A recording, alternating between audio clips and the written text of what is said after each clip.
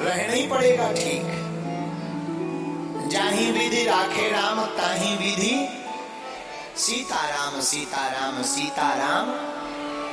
जैसे भगवान रखेंगे रहना ही पड़ेगा, वरना हम लोग कर भी क्या सकते हैं।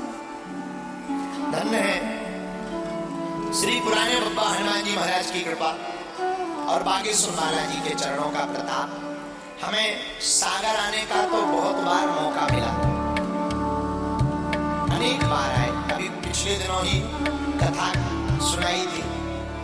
सागर जिले का एक ऐसा स्थान, एक ऐसा नगर, एक ऐसा शहर है जो पूरी दुनिया को भोजन करा करके अपनी तरफ आकर्षित करता है। इसे अन्नपूर्णा नगर अगर कहा जाए तो कम नहीं, क्योंकि यहाँ के गेहूं की चर्चा पूरे भारत के साथ साथ पूरे विश्व में दिखाई और सुनाई। ऐसी अन्नपूर्णा नगरी एक राजस्थान में है। राजस्थान में एक जिला है बारां जिला। बारां जिला को भी अन्नपूर्णा नगरी कहते हैं, क्योंकि वहाँ का भी अनाज पूरी दुनिया में जाता है। और एक अपने मध्य प्रदेश और सागर संभाग का गौरव का स्थान है, एक शहर है, खुरई शहर है। इस खुरई का गेहूं भी पूरी देश दुनिया में जाना जाता है। हमारी दृष्टि से इसे अन्नपूर्णा नगरी कहना चाहिए। ऐसी खुरई के नगर में हमारे बड़े ही प्रिय, हम तो बहुत दिनों से जुड़े, आप बागेश्वर धाम बहुत बार आए, अनेक बार चर्चा हुई।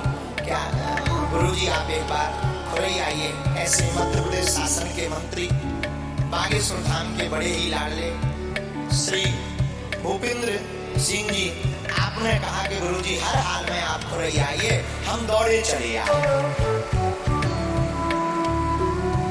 तो धन्य है खुरई है नगर, सागर जिले के अंतर्गत आने वाला स्थान।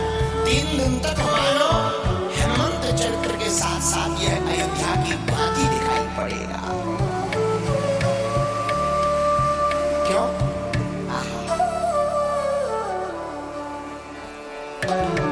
राम कथा होती है तो हनुमान जी श्रोता बन कराते। प्रभु चरित्र सुनबे को रसिया,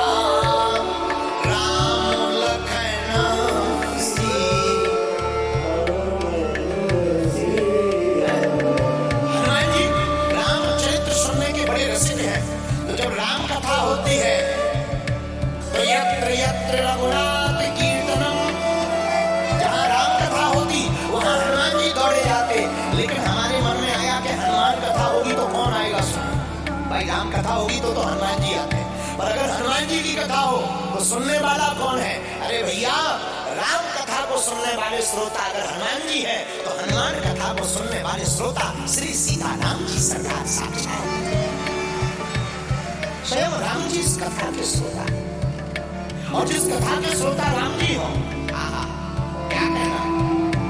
तो हमने विचार किया, आज सुबह ही जब हम खुरई आए, आने के पहले हमने सागर में जो 10 बटालियन में हनुमान जी महाराज पंचमुखी हनुमान जी है, उनके पहले दर्शन किए। वहीं हमारे मन में एक चौपाई आई दर्शन करते हुए। हमने सोचा इसी चौपाई पर हम 3 दिन तक हनुमान कथा सुनाएंगे पुराने बब्बा जी खुरई वाले पागलों को। चौपाई सुंदर कांड की बड़ी थी।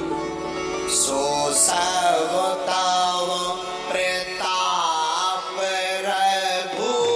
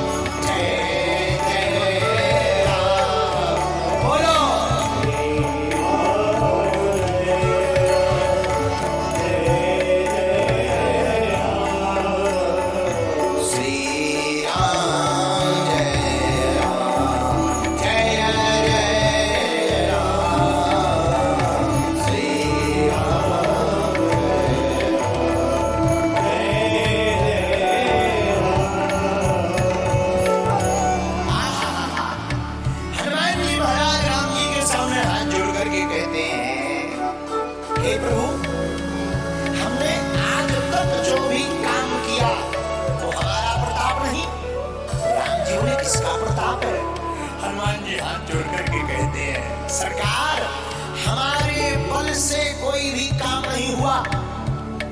अगर हमारे बल से कोई काम होता तो हम बलवान होते।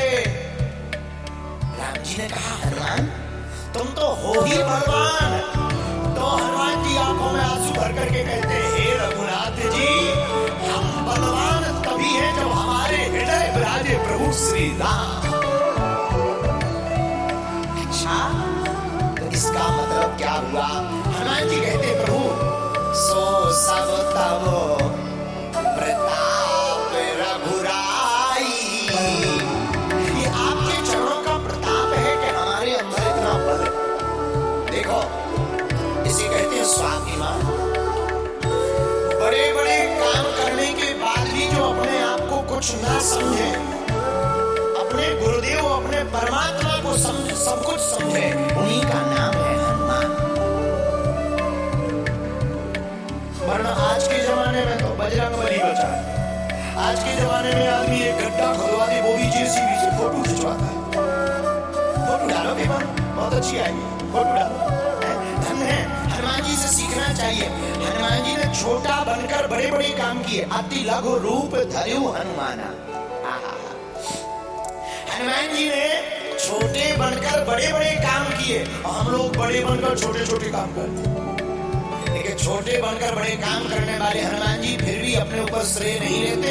यही बुद्धिमता का काम है, अपना श्रेय राम जी के चरणों में रख देते। क्या कहते? नाथ न कछु मोरी प्रभुताई, सो सब तव प्रताप रघुराई। ये हमारी कोई प्रभुता नहीं है। एक बात मेरे पागलों, एक बात अपनी जिंदगी में याद रखना, हमें अभिमान में नहीं जीना चाहिए, परमात्मा के स्वाभिमान में जीवन जीना चाहिए। अभिमान में जियोगे तो पतन हो जाएगा, और अपने गुरुदेव और अपने परमात्मा के स्वाभिमान में जियोगे तो परमात्मा के चरणों को पा जाओगे। ज्यादातर लोग दो प्रकार की जिंदगी जीते हैं, एक अहम की, एक वहम की, एक घमंड की, एक भ्रम की। और अभिमान तो राजा रावण का भी नहीं रहा। इतना बलवान रावण टिक नहीं पाया। क्यों? क्योंकि अभिमान से भरा था। और हनुमान जी भगवान से भरे थे, तो हनुमान जी के सामने नहीं कोई टिक पाता था। यही अंतर है। आप अभिमान से भरे रहेंगे तो तुम टिक नहीं पाओगे, तुम भगवान से भरे रहोगे तो तुम्हारे सामने कोई नहीं टिक